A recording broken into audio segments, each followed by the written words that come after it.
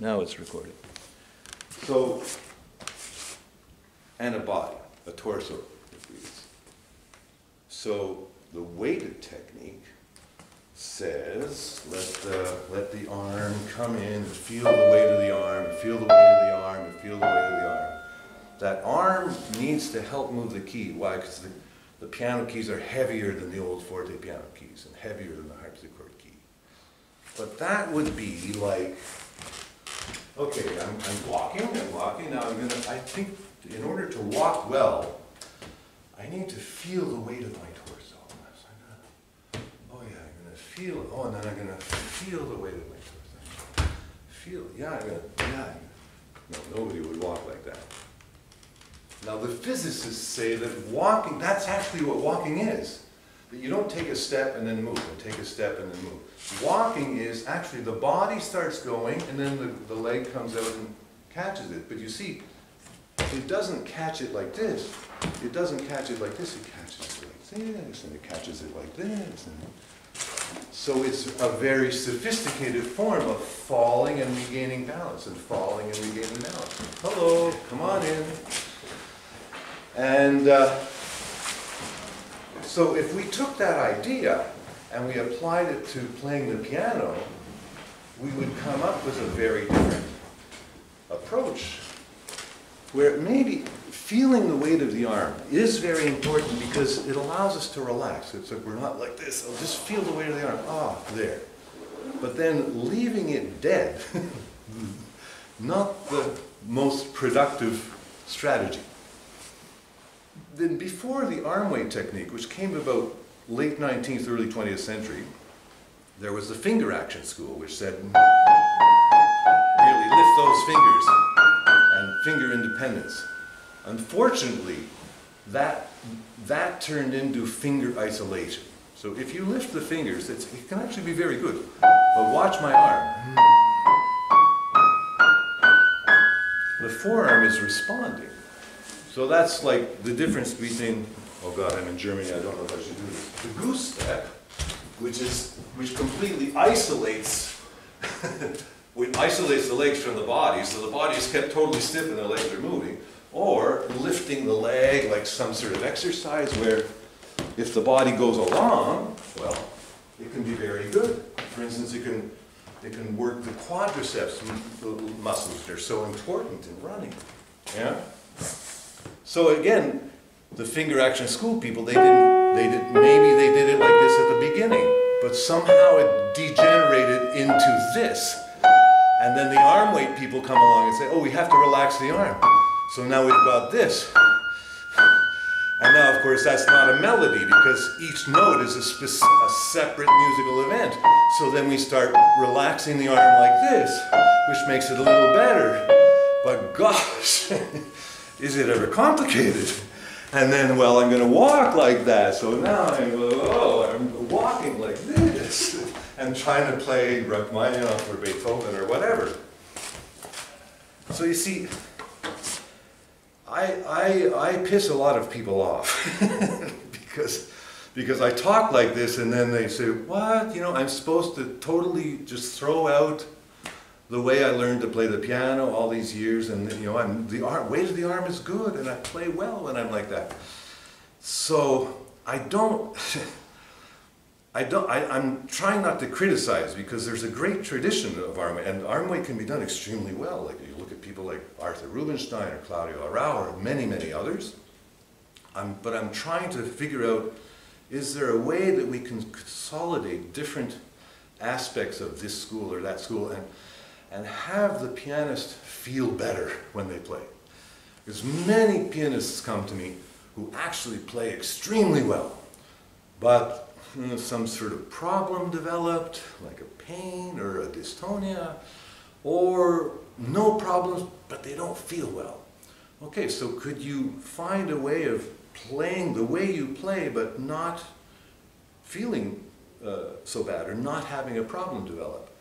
So this approach is not intended to replace the old schools, but to refine them and to bring them to a new, hopefully, a sort of a consolidation where the best of the finger action school and the best of the weight school and maybe some other schools, the Russian school where Anton Rubinstein, he was asked how he played so great, and what his great sound, and he simply said, press, press, press until your fingers bleed, was actually what he said. And apparently he would sometimes leave blood on the keyboard, so he actually did that. It's amazing. But his sound was great.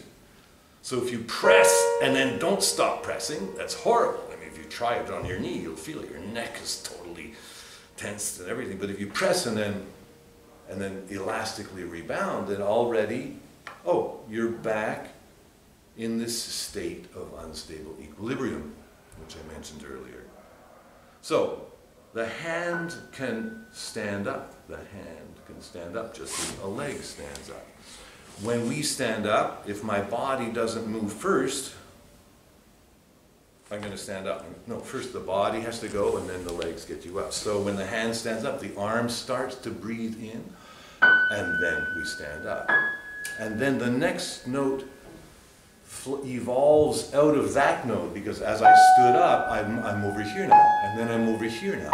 And so this series of standings is not like stand, stand, stand. It's stand and keep standing and keep walking. And it's very similar to the way the pelvis smooths out all the steps when we walk normally. And then if you start curving it, then it turns into a choreography like a really good dancer, which is what makes a Chopin melody different from a Rachmaninoff melody, different from a Beethoven. So each composer starts having his own kind of style of choreography, the arm moving to inflect the phrase, so that the arm gets out of this one-dimensional job where it's got to help the finger push the key down. The fingers are very good at pushing the key down. And the arm, when it's freed to be the torso in walking, then you start realizing that everything you do sounds, and every different angle that the arm takes is going to give a new color to that phrase. And it's going to help Ravel sound different from Beethoven and different from, you know, instead of, oh, I play all these composers really well, really musically, with real expressivity, but wait a minute, like Ravel has all these articulations and details of orchestration which make the taste of his music very different from the taste of Beethoven or the taste of Chopin. So I call this, I'm just blah, blah, blahing now, trying to explain these ideas to you, but it's all taking the ideas of Feldenkrais and applying them to piano technique as we know it today. And I call it piano somatics. So somatics, the soma is the body, the Greek word for body, but they've taken somatics to mean a conscious approach to the body. So piano somatics being the conscious use of the physical self to increase our piano artistry. So of course this metaphor of the hand as a mini body and we attain to unstable equilibrium, but wait a minute, this is supposed to be the torso? Excuse me, but like my torso is not horizontal when I walk. The torso is vertical, but we don't play the piano like that. So the metaphor does not break down. The metaphor holds. I used to say the metaphor breaks down there, but it doesn't, because there's a very important mechanism which allows this horizontal forearm to behave the same way as my vertical torso behaves as I walk and turn and jump and run, whatever. And that's the biceps, triceps, the upper arm, okay? So my arm is heavy. If I just let my arm go, bam, even if my hand is standing very well, like my legs stand, if I let my arm go, that's going to happen. So the biceps muscle is responsible for this movement. So it turns out that this movement is extremely important in piano playing because it's my biceps did a little and there I am. I'm in this unstable equilibrium. with a little help from the biceps. The triceps is also important. So, look, you can, let's try it. You play the piano on your knee. Play the piano on your knee, and just try playing the piano with this kind of standard weighted touch, and feel how, whether the biceps is actually activating or not. Maybe something's going on. And feel how that feels. And then lay the hand down flat, and then with a movement like this. Do not do a movement like this, please. Many times I tell people, do this, and they do this because pianists are so good at curling their fingers. But this is not curling the fingers, this is curving the fingers in order to have the hand move forward, up.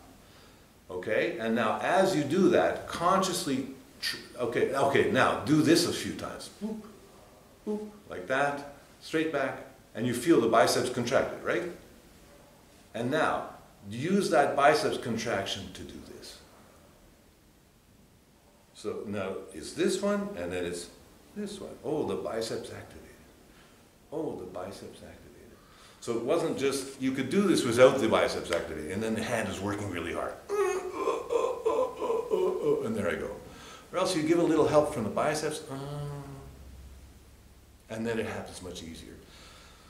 So there are very sophisticated ways that the metaphor of the human body walking gets applied to the hand playing the piano. Next, put your hand on your triceps, which is behind the upper arm, okay? And now, simply press your knee, press into your knee like this. And you feel this muscle here is contracting, yeah? So now, do the same movement of standing and coming forward, and you'll feel it's not as strong a contraction as when I press, but there's a certain contraction of the triceps. The contraction of the triceps is equivalent to the stabilizing contractions of the gluteus maximus and the other muscles around the hip joint. So when let's say I'm standing on one leg, there are certain muscles are allowing me to move, but others are stabilizing so I don't collapse. So that triceps is the equivalent stabilizing action for the pianist.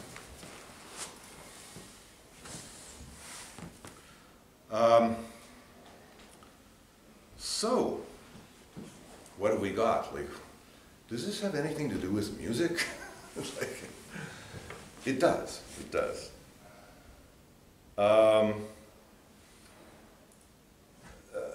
So there are a number of things about this standing action which make it so different from a kind of a falling standing action.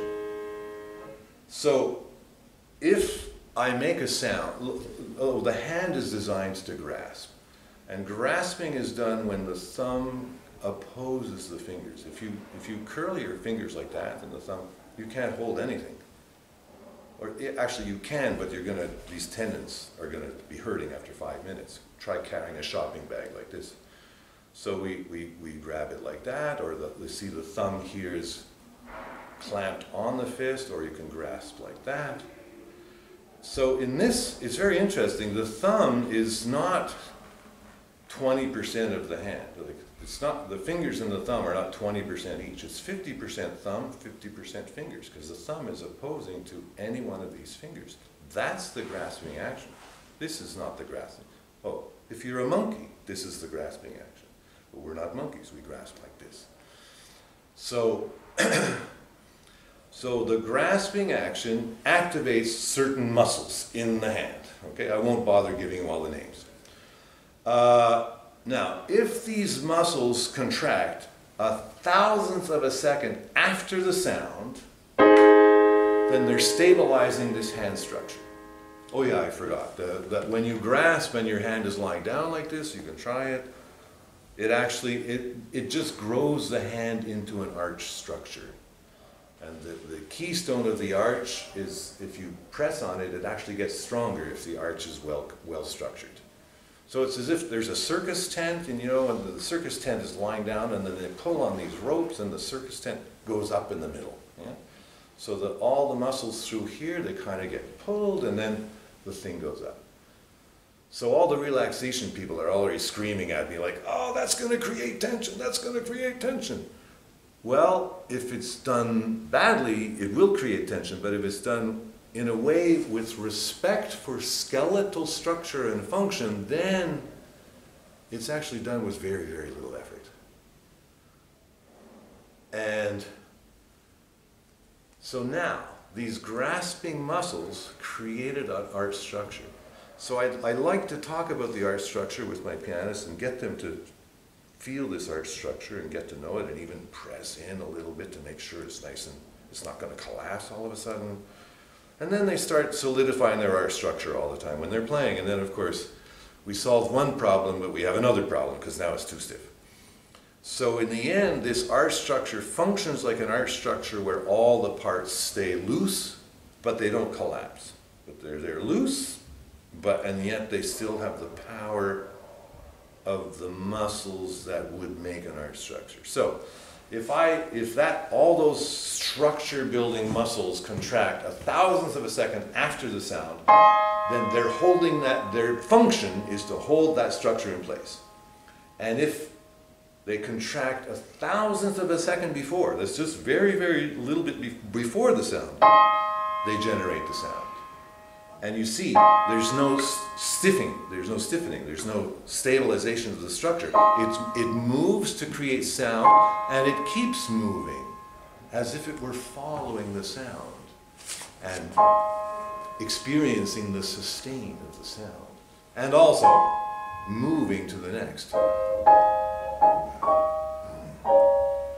So it's the basic muscles of the hand, but the function transforms when the timing is right. Those actions happen before the sound. They create the sound. They move you on to the next one. If I fall into the key, it's almost inevitable that those muscles will contract 1/1000th of a second later. And then you're already stuck. So you do this to get unstuck. And do this to get unstuck. And unstuck. But then you're talking about several independent musical events. This getting unstuck movement, it separates that from this in terms of music. So you tend to get this notey kind of feeling. Now, if you're a really good musician and you use your arm, you will overcome that and you will play. And it will still be beautiful. Sorry. But if you changed your physical approach and used these muscles to move the key, and then you move the key and then you float, you're already here. You're already here. You're already here. Yeah? So did you hear? The sound changed, the musical impression changed. The first, look, I'm kind of overdoing it so it's obvious, but I don't like it. I don't like what I'm doing because it's as if I'm making fun of somebody who's actually playing really well and is a beautiful musician, yeah? But I'm trying to analyze the functions that are going on so that we see if we can take it further. Because the first way I played, many people play something like that and do it very beautifully, and yet there's something's hidden in there. So is it totally free? Is it everything that it could be? And I think when you alter the function of the hand so that these basic muscles are not holding the structure, but moving the structure and moving the sound as they move the structure and moving the sound as, all of a sudden you get a continuous flow of dovetailing actions, as when we walk. And then you're free to, the music is already unfolding and it's this whole thing, that's one gesture. I'm in a space where I'm not fighting to create a gesture. I'm in the gesture already, and then I can subtly color it this way or that way. A little bit more rubato here, a little bit more. But I'm not struggling just to create it. I'm in it and flowing. So this is the piano somatics version of being in the flow. If I'm mentally in the flow, then I want my physical practice to be a reflection of that flow and not be a distraction to that flow. Yeah? So that's what this is about. So, I'm kind of overwhelming you with information. But there is a video here. The camera stopped, but I think I'm going to have most. So, and these ideas, you can find them in my book.